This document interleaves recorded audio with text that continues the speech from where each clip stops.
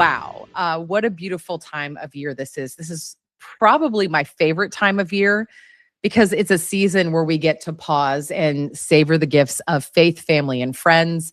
And Christmas to me has a magic to it, right? It has its way of reminding us what truly matters in life.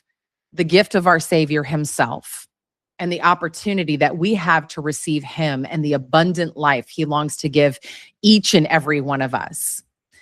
As many of you know, our ministry is rooted in being the hands and feet of Jesus, standing outside abortion facilities to offer mothers in crisis real help, hope, options, and resources.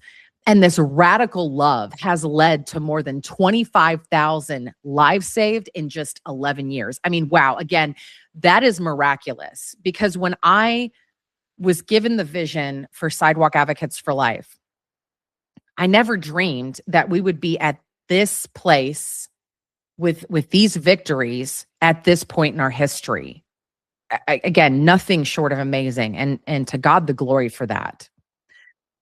To me, this mission is the epitome of Christmas, of the incarnation.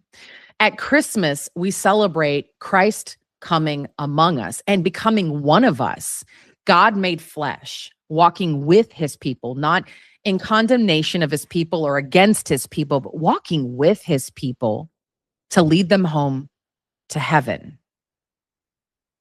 And in that spirit, Sidewalk Advocates walk in his footsteps. They aim to be the hands and feet of Jesus, showing up with his love right where it's needed the most.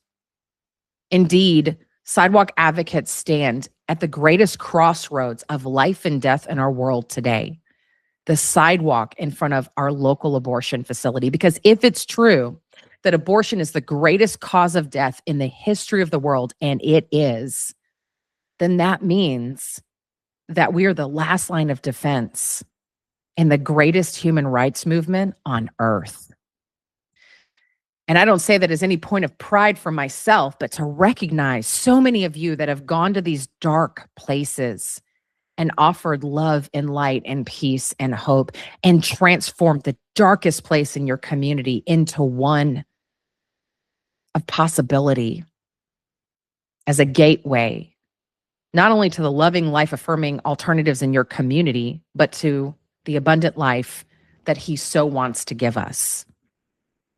You know, I was thinking about this message, and I was reminded of a real particular memory on the sidewalk just before Roe versus Wade was overturned.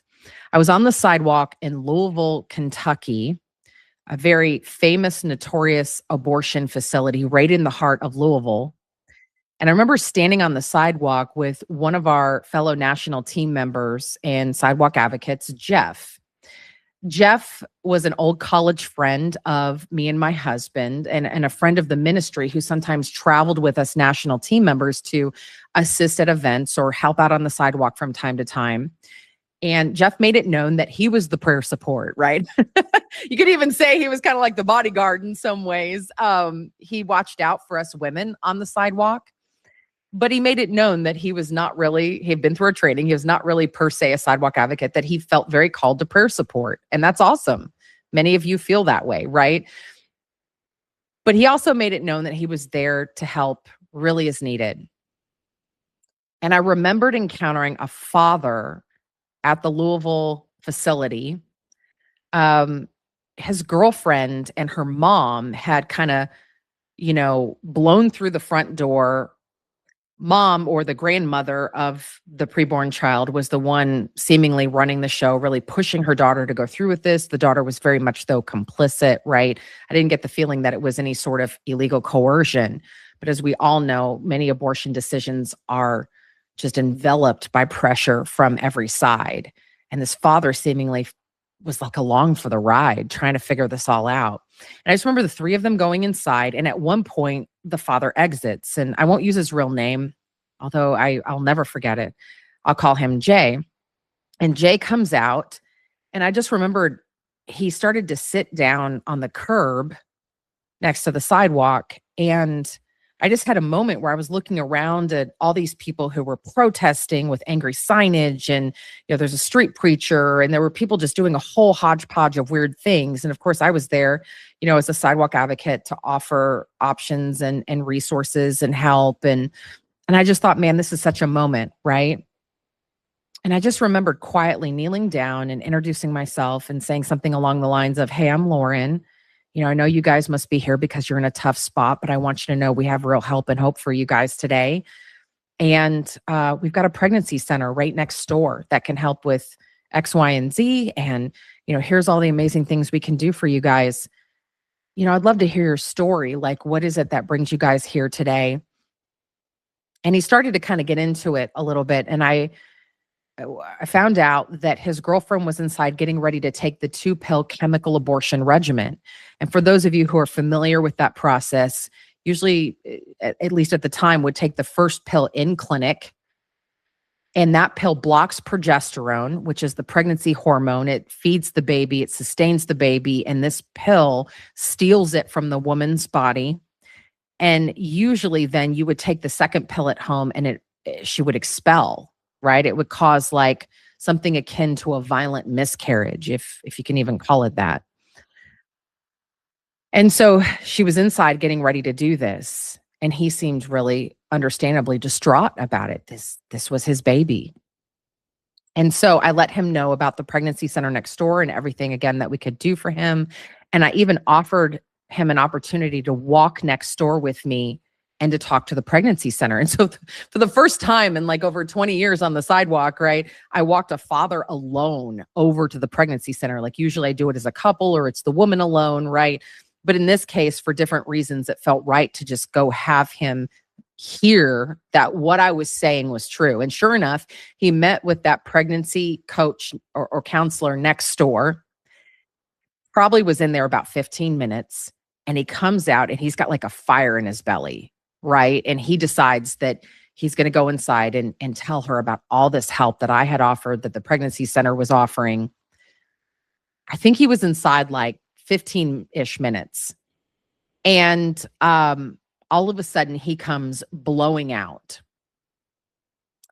And he can't even look at me. It's like he walks out those doors so overwhelmed, not looking at anybody, goes right across the street, goes down the sidewalk, and he's walking towards this side parking lot. And my understanding was the abortion facility had kind of a deal with one of these city parking lots, right? So anyways, he when he came out the door, I'm trying to read his body language. I'm putting all this together that he's upset. Like he must have tried to go ahead and offer this help, and she just wasn't having any of it. She wasn't having any of it.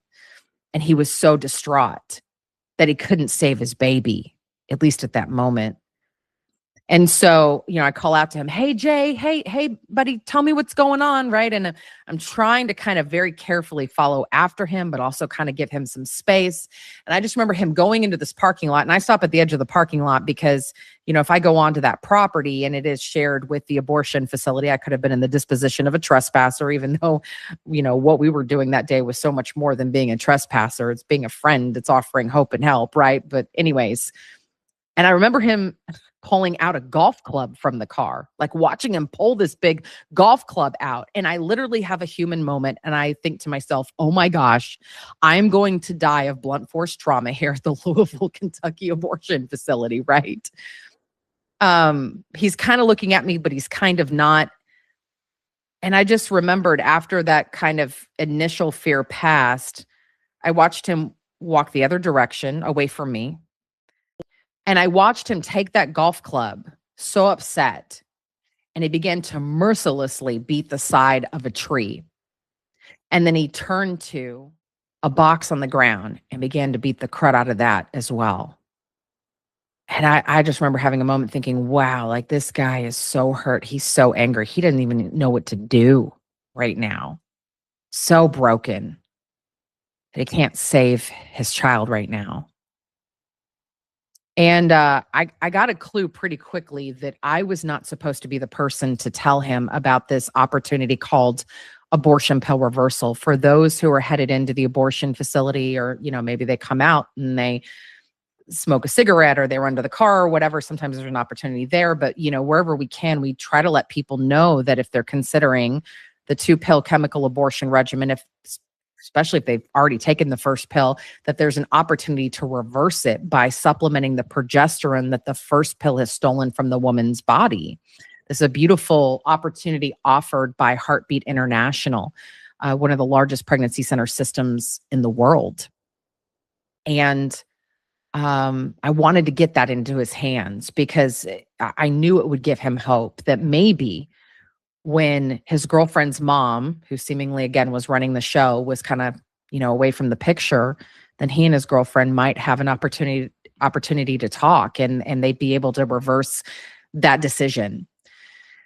And so I remembered looking at him, reading the tea leaves here and going, hey man, let me give you some space. And I thought to myself, Jeff, this guy needs a guy right now. And so I go over to Jeff and I say, hey, Jeff, I think he needs a man. He's really upset. I explained what was happening with the golf club.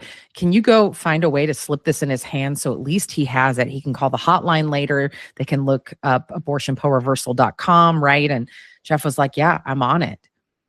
And Jeff that day was the best sidewalk advocate. He went across the street. He walked over to the parking lot. He called Jay over and he said, hey, man, there's an opportunity here. Whatever she does inside, whatever happens and she's not listening to you, you'll have an opportunity later to talk to her about this opportunity, right? And he thanked Jeff and he took it. And I just remember after that long day serving on the sidewalk where we had talked to so many people and a woman at the very end had actually opened herself up to choosing life and going to a pregnancy center with us.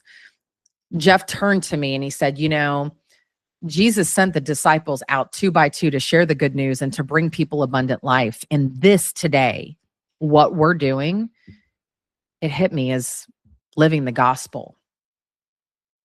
And I'm pretty sure I turned back to Jeff with tears in my eyes and said, you get it. You get it. Jeff always wanted to be a dad, but instead, a couple years later, Jeff passed away. He actually never got married, never got a chance to get married. And it's hard to believe that he's been gone now over a year and a half. But after he went home, it hit me that Jeff was a dad. He was a spiritual father to thousands of young mothers and babies that he had prayed for many years. He was one of our greatest prayer warriors in Sidewalk Advocates for Life. And what I saw in Louisville, he was one of the best sidewalk advocates I've ever seen. It can be just as simple as that simple act of love, putting a lifeline in somebody's hands, right? But Jeff's words struck me that day because they captured the heart of our mission and our ministry so simply and so powerfully. And that's really, to me, what Christmas is all about. The good news of a Savior who comes close, who continues to come close, who brings hope and light and life to dispel the darkness. My prayer this season is that each of us allows Christ to be reborn again in our hearts, renewing our courage to love deeply and to serve boldly. We have such an opportunity here at the end of the year to be the hands and feet of Jesus through our time, talent, and treasure. Some of you can get to the sidewalk. Maybe you're thinking about starting a sidewalk advocate location in front of your local abortion or abortion referral center. Maybe you are somebody that's already doing this. I know so many of us, maybe the vast majority of us, are praying all the time for lives to be saved, souls to be saved, and for an end to abortion. And then some of us, because of our particular vocation or station in life, we can't get to the sidewalk, but we can give of our precious treasure. And so I wanted to let you know before I close today of one more opportunity to come alongside a mother in crisis and to help save a life. We at Sidewalk Advocates for Life have been gifted a super unique opportunity, something called a bonus fund campaign challenge. In other words, we have to hit a certain goal, a certain, amount in order to unlock a special bonus grant from generous ministry partners. And I'll tell you at this moment, we are really short. So if you're somebody that's looking at all your financials here at the end of the year and you're like, man, I really do have something to give. Maybe it's $50, maybe it's $500. We're definitely going to need some more gifts of $5,000 and $25,000 in order to make it. In short, I just invite you to consider maybe giving also of your precious treasure to be a part of what God is doing to save lives and to end abortion through his people. Your generosity absolutely allows us to reach more mothers, save more babies, cover more abortion facilities, and to share the love and light of Christ in places where it's needed the most. So if that's you, I invite you to go to sidewalkadvocates.org/donate. Again, that's sidewalkadvocates.org/donate, where you can make a tax-deductible, life-saving gift of support. All in all, I just want to thank you so much for being here with me, for listening. And I know for many of you, the holidays aren't easy. For some of you, this is the first holiday without a loved one. Or this is a holiday where you find yourself a little bit more financially strapped. Or you just feel like you're enveloped in darkness. And wherever you find yourself, my prayer for you today is that Jesus would come so close to you, that you would feel his presence, feel his life, feel his light, and that it would just begin to lift that darkness, helping you to realize that you are not alone, that you matter and your voice matters. Period, end of story. And also in this great battle for lives and souls, we need you. You are part of a great army of light. There are people that you can reach that I can't. And if there's anything that leading Sidewalk Advocates for Life has taught me, it's that I cannot do this alone. We need you. You're important. You're here for a reason. And so I want you to keep fighting, and I want you to keep fighting the good fight, knowing that Jesus is leading us to victory. And one day, this battle that we see here on this earth, the clash sometimes of good and evil, and the confusing and beyond, that he will redeem all this. He already is. He's already moving. And just by us giving him our yes, by us showing up at these dark places, by us bringing his light out to the sidewalk, that's enough to start changing the game. I see it every single day at these super dark places. When God's people show up, it is a game changer. And if you don't believe me, I'd love for you to talk to a former abortion worker. So many of these former workers tell us that, when the people on the sidewalk felt like nothing was happening, that's actually when the most was happening. And if we can just kind of hang in there and trust and do our part and allow God to do his, and relinquish control, I believe that that's where we're going to see the most miracles. So keep doing what you're called to do. From my heart to yours, I wish you and your loved ones a truly blessed and joyful Christmas. Merry Christmas, everybody.